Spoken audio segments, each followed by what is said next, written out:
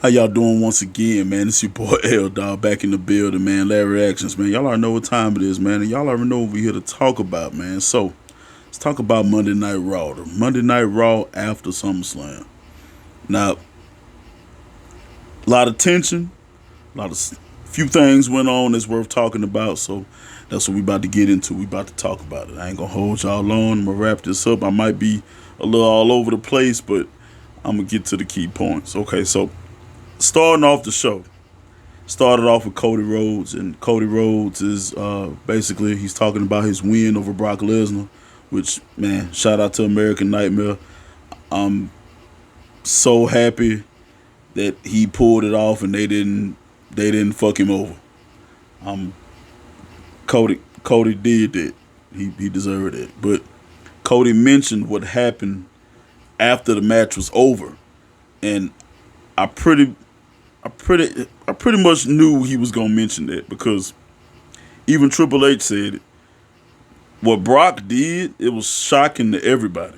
Shock. Brock Lesnar gave Cody Rhodes the nod. I mean, basically acknowledging him that hey, Cody's the guy. Cody's legit. And and as I said in my SummerSlam review, I I couldn't believe it. And I gotta Brock Lesnar earned my respect. You know what I'm saying? I mean, because I really feel like Cody's one of those guys. He deserves it. He deserves it, especially for everything he's been through in his career as a whole. So shout out to Brock Lesnar for that, man, and Cody Rhodes, man, because it was a good match. It was a good match. It was basically a slaughter, but it was a good match. But Cody pulled out the win. But anyway, so Cody went into that, and Cody was saying he feel like he can beat anybody. Then all of a sudden, Seth Rollins' music hit, and I was like, oh shit, here we go. Okay. And Seth come out there talking shit. He say, so you feel like you can beat anybody? Let's put that to the test. And then, all of a sudden, here come the Judgment Day. Finn's still a little sour. He ain't take his eyes off of Damian Priest because he feel like Damian Priest sabotaged the match. And of course, he still got that bitterness towards Seth Rollins, our world heavyweight champion. So it's a lot of tension in the building. Everybody in the ring. Dom staring at Cody Rhodes like you want to do something. Cody telling Dom to back up. Rhea talking no shit. It's just chaos. So they start fighting, and then Sammy joined in the fight, and I'm like, okay, main event, 3-on-3. We already know what's gonna happen. It's gonna happen, and that's what happened. But before I get to the main event, get to some other things. Shinsuke had a match against Bronson Reed. Now, I was really looking forward to them rehiring Bronson Reed, and they did, of course, and they're making him. I don't know. I think they're kind of like at a point where they don't know what to do with Bronson Reed because they put him against Shinsuke, and Shinsuke kind of been on the mid cardish, losing end a little bit, but he beat Shinsuke. I mean, no. He Shinsuke beat Bronson Reed, like straight up, and and the match. The match was a little drawn out. The match was. I feel like the match was too long, and they don't have enough story behind it to back it up, because the whole time it was Shinsuke interfering with Tommaso Ciampa when he was fighting Bronson Reed. And then Tommaso jumped in when Bronson Reed was fighting Shinsuke. And then, it was just, and then Ricochet got thrown in the mix too at some point. So, you know what I'm saying? It was just too drawn out and it wasn't enough story. It felt like it was just like a filler match. But Shinsuke pulled off the win. So that was a big win for Shinsuke. And, you know, Shinsuke deserved it because I kind of feel like he been getting, looked over. You know what I'm saying? But Shinsuke, I'm fast forwarding a little bit. The main event was going on, and you know, Judgment Day versus Cody, Seth Rollins, and it was supposed to be Sami Zayn, but Sami Zayn got attacked in the back by JD McDonough. JD McDonough is going to be the newest member of the Judgment Day. It's going to happen. It's going to happen. And he's going to be Damian Priest's replacement. Because he made a comment in the back saying that, to stop all these problems within the Judgment Day, how about you get rid of the Money in the Bank briefcase? Who the fuck going for that shit? Senior Money in the Bank ain't going for that shit. I don't give a damn what anybody say. Him and Finn just gonna be some fighting motherfuckers. Cause man, Damian ain't giving that up. But anyway, so Sammy got hurt. So Shinsuke decided to step in. And they were interviewing Seth Rollins in the back. And Seth was like, all right, Finn. I mean, not Finn. But all right, Shinsuke, you're in. I've known you for a long time, and I know you'll have my back. But he told the interviewer, said he don't trust Cody Rhodes. And I was like, how the hell you don't trust Cody Rhodes?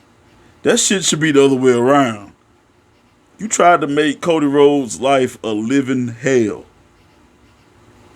On top of that he wrestled you with a torn pec, and you just irritated it more. And then you beat the shit out of him some more on Monday Night Raw after that pay-per-view. So, come on, man. And then you came out there and challenged him. So, but anyway. What ended up happening in the main event, Seth Rollins and them ended up getting the win. And then all of a sudden, while they were celebrating, Shinsuke hit the Kinshasa on Seth Rollins. I like where this is going. That means Shinsuke is wanting some gold around his waist. Some world title gold. So I'm with that. I think this is going to be a good match when it happens. And I can't wait to see where they go with this whole storyline. Now, while Judgment Day was making their entrance, all of a sudden, Raquel Rodriguez, she came in there and she beat the shit out of Rhea Ripley like a red-headed stepchild. Shit! I mean, beating the shit out of her. Raquel let her know, hey, I am with the shits. And you finna get these beats. And you finna get these motherfucking hands. Because she was beating on her ass, man. And then all of a sudden, Candice LeRae jumped in and Indy Hartwell. I mean, man, you got enemies, girl. You got enemies. But real talk, her title reign ain't been shit. And don't get me wrong, I love Rhea Ripley. Rhea Ripley presence is dominant over the locker room, over the women's division. It is. But my thing is, y'all put this title on her and y'all not doing nothing with her. Y'all are not doing anything with her. Y'all have not put her against any credible opponents. Yeah, y'all, I think it was probably about a month ago, she had a title defense against Natty. And don't get me wrong, no disrespect to Natty, but I mean, Natalya, and it was a good match. It was a decent match, but they didn't even put it on the fucking pay-per-view. And I might be over-exaggerating. It was a good. Well, it was okay. They didn't even put it on the pay-per-view. They put it on. It was just a Monday Night Raw that they had the match on. So I don't know what are they doing with her and her holding this title. It's not making any sense. That she should be defending it. Okay, so at one part of the night, so that's one contender she already has for sure. Raquel can definitely go against her for that belt. Definitely. And I feel like it's even. You know what I'm saying? And also, Becky Lynch, she's another one. I can't wait for that rivalry to just go on and happen because the chemistry that they've been teasing this. They've been teasing this for a few months now, and it hasn't happened. I know because she got Becky got her own shit going on with Trish Stratus. So there was a segment. Becky came down and she started talking about her match that she's gonna have with Trish Stratus, and she can't wait to get her hands on it and shit like that. Then all of a sudden, Zoe Stark music hits, and of course she coming down there and she like but Becky hit her with some real. Becky said, you should be in the main event picture, but you're holding yourself back being Trish's lackey. That's some real shit. And she like, I'm nobody's lackey. And I'm the most baddest woman in the locker room. That all of a sudden, Shayna Baszler music hit. I was like, oh shit. Shayna walked down that ramp. Shayna looked like she been in a fucking war. That bitch looked like she been through it. She got a shiner right there that Ronda left her, and they saying that was Ronda's last match. And I ain't gonna lie, if that was her last match, that's a fucked up way to go out because that match has absolutely no replay value. I'm sorry. Besides them going back to see what she gave Shayna that knee to the eye, and that's why her eye black right there. That's the only replay value that match got. Real talk. But yeah, Shayna Baszler. Shayna Baszler came out there and confronted Zoe Stark, and they had a match, and that match was good as fuck. That match was dope. 5 stars. Straight up. They left it out there. They showed they ass. And Shayna got the win. I'm so glad they doing something with Shayna Baszler because she fucking deserves it. She does. She fucking deserves it. Shout out to her. But don't get me wrong. Zoe Stark is talented. She got all the tools to be in the championship picture. She does. But I'm just saying, for a real situation, you got 3 women. You got 3 women that could definitely go for her title. Raquel Rodriguez, Becky Lynch, and Shayna Baszler. And all of them would have great chemistry with Rhea Ripley. It's money. It's fucking money. I mean, let's go. I don't know what they're waiting on, but hey, let's go. Another thing that happened, Miz and LA Knight. This is going to be entertaining. Both of them are loudmouths. LA Knight is so over with the crowd, it doesn't make any sense. But he's, when you listen to him, he's like a cross between The Rock and Stone Cold. Like, he's like that perfect blend. You know what I'm saying? He and shout out to the Miz, because Miz is gonna put him over. And Miz, that's what Miz does. That's what Miz cares about, the business. So he's gonna put LA Knight over. And this is gonna be a good rivalry, and I can't wait to see where it goes and how it turns out. What else happened? Oh, shout out to Chad Gable. So there was a fatal 4-way between Chad Gable, Matt Riddle, Tommaso Ciampa, and Ricochet for the number 1 contender spot for the for Gunther's Intercontinental Championship. And Chad pulled it off. Chad versus Gunther. Now there's no way in hell that Chad's gonna win this belt, but man, this is gonna be a technical ass wrestling match. And I can't wait to fucking see it. This match is gonna go.